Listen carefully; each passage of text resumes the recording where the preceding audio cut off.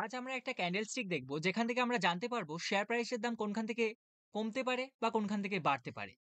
Share প্রাইসের দাম আমরা জানি যেমন যে শেয়ার প্রাইসের দাম কখনো এরকম উপরের দিকে যায় না, শুধু উপরের দিকে যায় না, নিচে আসে এবং সবসময় নিচে আসে না, আবার উপরের দিকে যায়। এরকম এরকম চলতে থাকে, শেয়ার প্রাইসের দাম এরকম ওঠানামা করতে থাকে।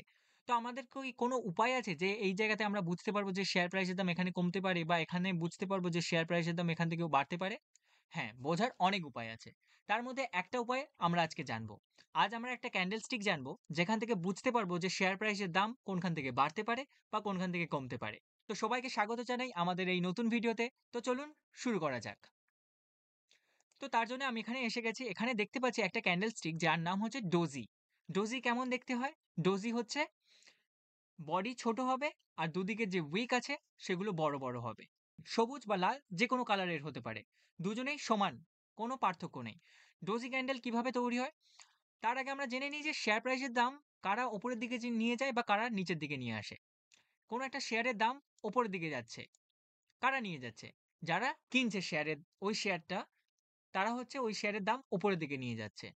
আর কোনো একটা শেয়ারের প্রাইসের দাম যেন নিচের দিকে আসছে। এর মানে হচ্ছে কেউ বিক্রি করছে। আর যারা বিক্রি করছে তারা অনেক পরিমাণে বিক্রি করছে। তাই শেয়ার প্রাইসের দাম নিচের দিকে আসছে। মার্কেটে যখন ডোজি দেখতে পাবো, তখন আমরা বুঝতে পারবো এর পেছনে যে কি ঘটেছে সেটা আমরা জানতে পারি। তো কি করে জানতে পারবো? তো ধরলাম কোনো একটা শেয়ারের দাম ছিল ৳১০০ থেকে শুরু হয়েছে। মার্কেট যখন ওপেন হয় সেটার দাম ছিল ৳১০০। আর মার্কেট যখন চলছিল তখন ওই শেয়ারের দাম হয়ে গেছিল ৳১১০। এটা ৳১১০। শেয়ার প্রাইসটার দাম এসেছিল ৳৯০। তারপর যখন মার্কেট বন্ধ হয়, তখন হচ্ছে ৳১০১ গিয়ে বন্ধ হয়েছে। এখানে বন্ধ হয়েছে ৳১০১। তাহলে কি হলো? ওপেন হয়েছে এখান থেকে, ওপরে গেছে। তারপরে কি হয়েছে? নিচের দিকে এসেছে। তারপরে আবার এসে এখানে ক্লোজিং দিয়েছে। এখান থেকে যদি আমরা একটা ক্যান্ডেল আঁকি, তো ক্যান্ডেলটা কেমন দেখতে হবে? এটার জন্য আমি কালারটা চেঞ্জ করে নিচ্ছি। কেমন কালারটা ক্যান্ডেলটা দেখতে হবে? এখানে ওপেন হয়েছে, এই জায়গাতে ওপেন হয়েছে, আর এখানে ক্লোজিং হয়েছে, এখানে ক্লোজ হয়েছে। তাহলে এটা একটা পুরো বডি পেয়ে গেলাম। এখান থেকে এটা একটা পুরো বডি।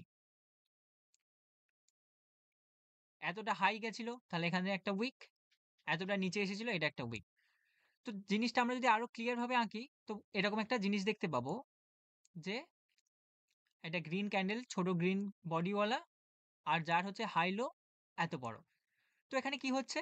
যে কেউই স্ট্রং নয় সেটা দেখাচ্ছে। যে বায়াররা ১ম এ উপরের দিকে নিয়ে গেছিল, তারপর সেলাররা নিচের দিকে নিয়ে এসেছে। আবার বায়ার তুলে নিয়ে গিয়ে এখানে রেখে দিয়েছে। তো কেউ এখানে স্ট্রং ছিল না। দুজনেই স্ট্রং ছিল। দুদিক থেকেই একই রকমের প্রেশার। বায়ার এবং সেলার একই রকমের প্রেশার দিয়েছে মার্কেটে। তো এখানে কেউ স্ট্রং ছিল না।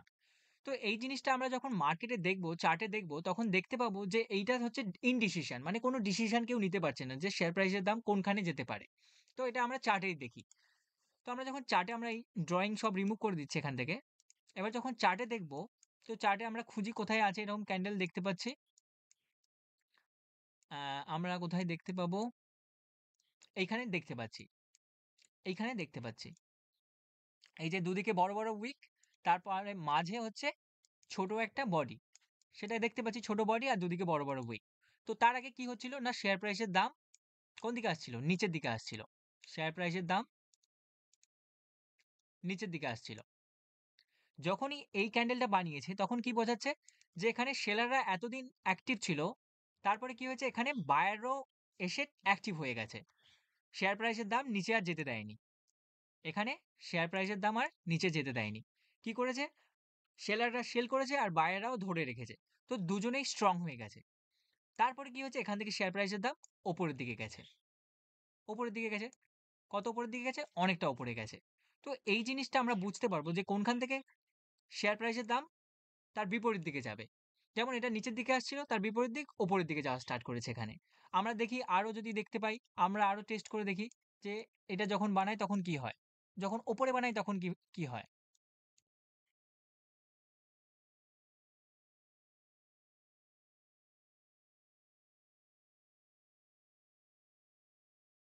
ভালো ডোজি ক্যান্ডেল দেখতে পেলে আমরা সেটা নিয়ে ডিসকাস করব। যেমন এখানে একটা ডোজি ক্যান্ডেল দেখতে পাওয়া যাচ্ছে। এই যে ডোজি ক্যান্ডেল, এই একটা ডোজি দেখতে পাওয়া যাচ্ছে এইখানটায়। তো এখানে কি হয়েছে? যে শেয়ার প্রাইসের দাম এখান থেকে উঠছিল উপরের দিকে। শেয়ার প্রাইসের দাম উঠছিল। তারপরে এই ডোজি ক্যান্ডেল বানিয়েছে। এই একটা ডোজি, এটাও একটা ডোজি। কিন্তু এটা পারফেক্ট ডোজি। যার হচ্ছে বডি খুব ছোট আর উইক গুলো বড়, বড়। তারপরে কি হয়েছে? না এখানে ইনডিসিশন হয়ে গেছে। বায়াররাও উপরের দিকে নিয়ে যেতে পারেনি, সেলাররাও নিচের দিকে নামাতে পারেনি। এতটা বায়ার স্ট্রং ছিল। মানে যারা কিনছিল তারা হচ্ছে শক্তিশালী ছিল। কিন্তু যখনই হচ্ছে এই ক্যান্ডেলটা বানিয়েছে এর মানে হচ্ছে সেলাররাও যারা বিক্রি করছিল তারাও হচ্ছে শক্তিশালী আছে। তারাও অনেক পরিমাণে আছে। তো তারপরে কি হয়েছে? না শেয়ার প্রাইস এর দাম এখান থেকে নিচের দিকে গেছে। তো এই জিনিসটা আমরা হচ্ছে বুঝতে পারবো যে শেয়ার প্রাইস এর দাম কোনখান থেকে বাড়তে পারে বা কোনখান থেকে কমতে পারে। আমরা যদি আরো চেক করি যে এই ধরনের চার্ট ক্যান্ডেল কোথায় আরো বানিয়েছে সেই জিনিসটা যদি আমরা চেক করি, যেমন এখানেও বানিয়েছিল। শেয়ার প্রাইসের দাম নিচের দিকে আসছিল। নিচের দিকে আসছিল। এখানে একটা ডোজি ক্যান্ডেল বানিয়েছে। তারপরে কি হয়েছে? ডোজি ক্যান্ডেল বানানোর পর মার্কেট উপরের দিকে চলে গেছে। তো এই জিনিসটা হয়। ভিডিওটি ভালো লাগলে অবশ্যই লাইক দেবেন এবং আপনার বন্ধুদের সাথে শেয়ার করবেন। আগামী দিনে এমন ভিডিও দেখার জন্য চ্যানেলটি সাবস্ক্রাইব করবেন।